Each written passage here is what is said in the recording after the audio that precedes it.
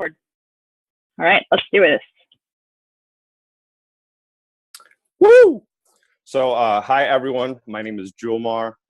Just to tell you a little bit about myself, I live in Providence, Rhode Island. I am an only child. I am a Libra.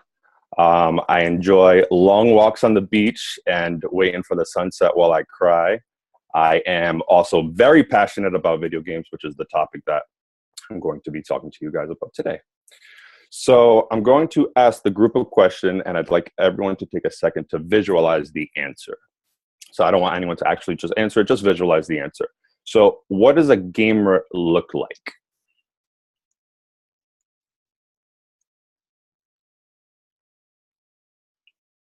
So I'm going to post a picture in our Slack chat.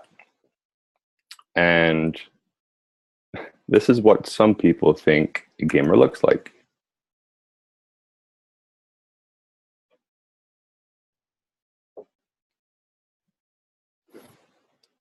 So I know for a fact that I don't look like that guy because I shaved this morning. So gamers don't all look like this guy. I think it's more of a generational thing where nowadays there isn't as much of a negative perception as there was back in the day. If you told somebody that you played gamers, don't get me wrong, there are still people out there that think it's a complete waste of time. Like my girlfriend hates it, but she understands it's what I enjoy. That's what I like to do.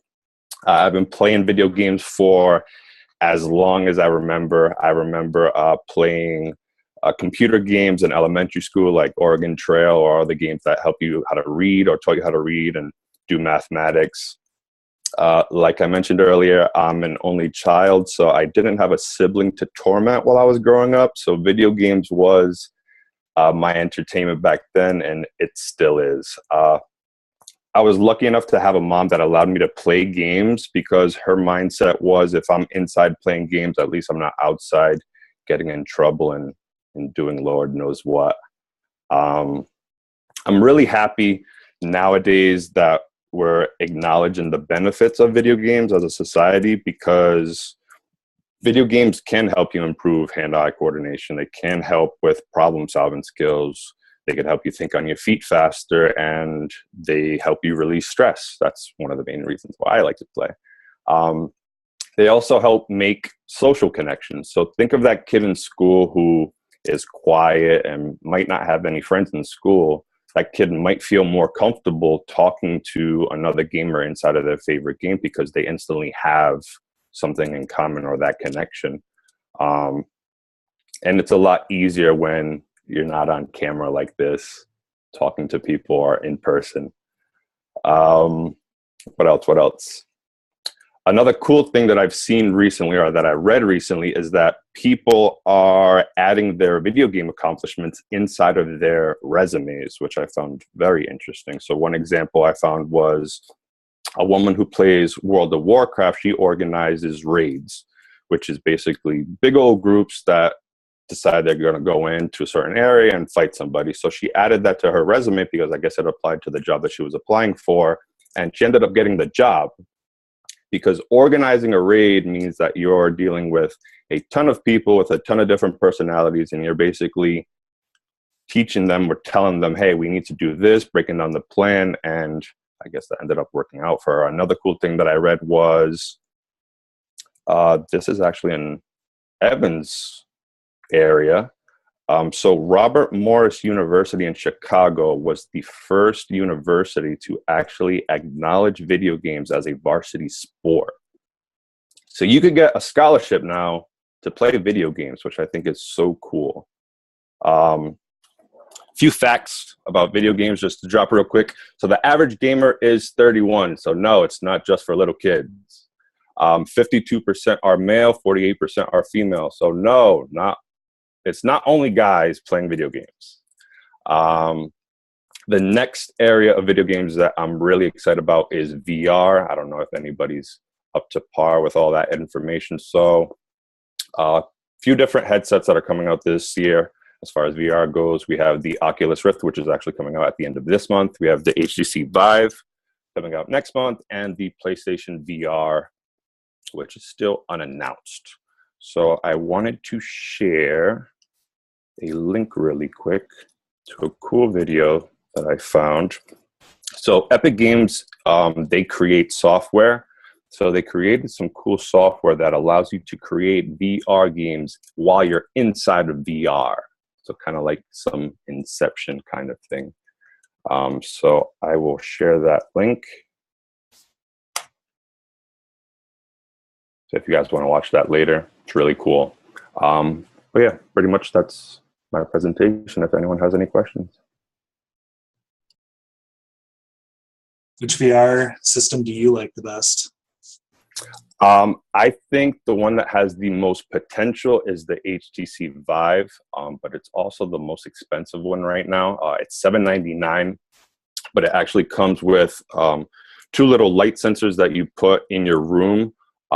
So you could move around with the headset depending on how big your room is, and it translates into the actual game. And it also comes with 2 touch sensitive controllers, so it'll help you like pick up objects and play around with them. And that's actually the headset that they use in the Epic video that I showed.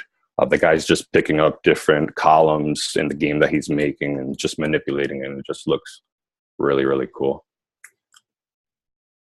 The one thing that does scare me about VR is the price. Like I just said, the HTC Vive is $800. The Oculus Rift, when that comes out, it's going to be $600. But it all depends on the PC that you have. So most people aren't going to have a PC that's going to be able to run VR.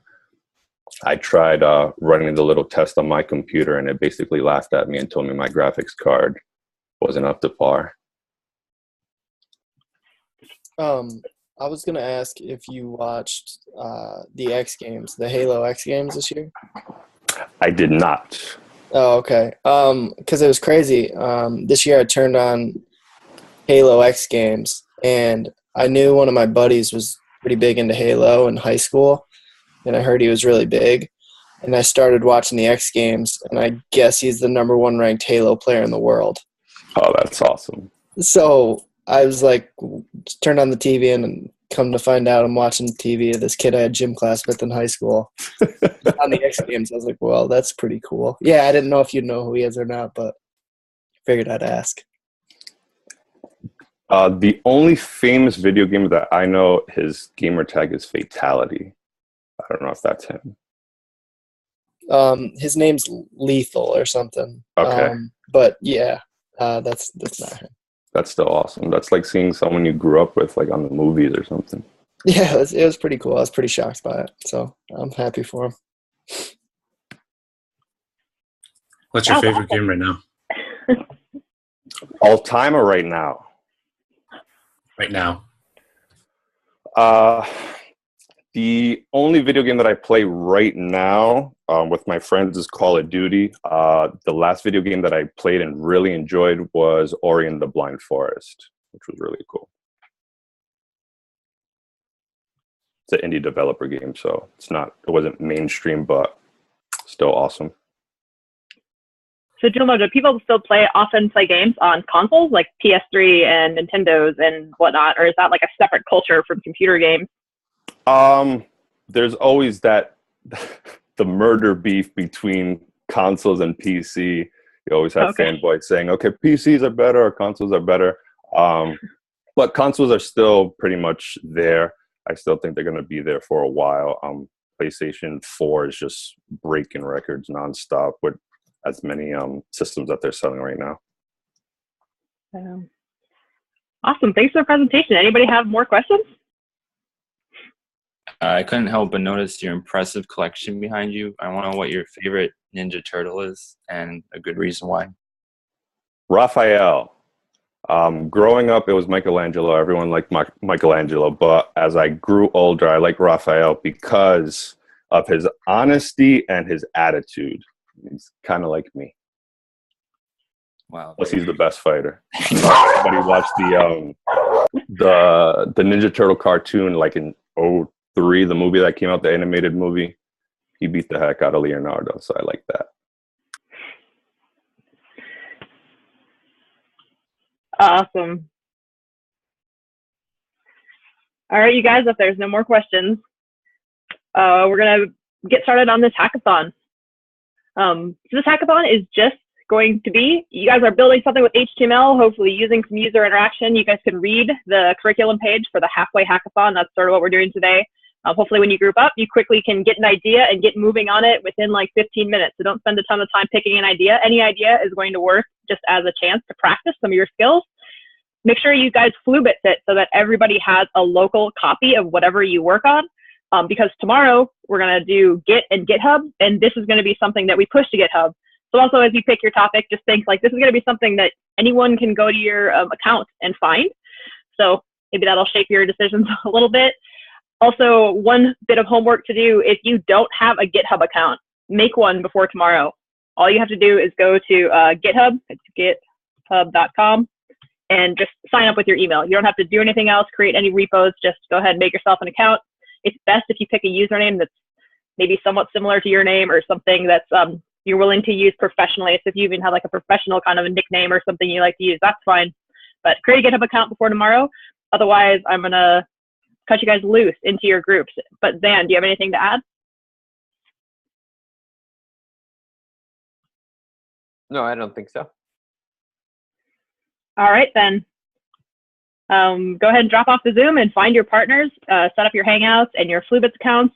Mostly today, Zan and I won't stop in a ton to interrupt you, but we'll be on Slack. So if you guys hit a roadblock, definitely reach out to us on Slack. And any questions, any lingering questions, just kind of shout them out or hang on the Zoom and ask them. Otherwise, you can leave the Zoom meeting and find your team.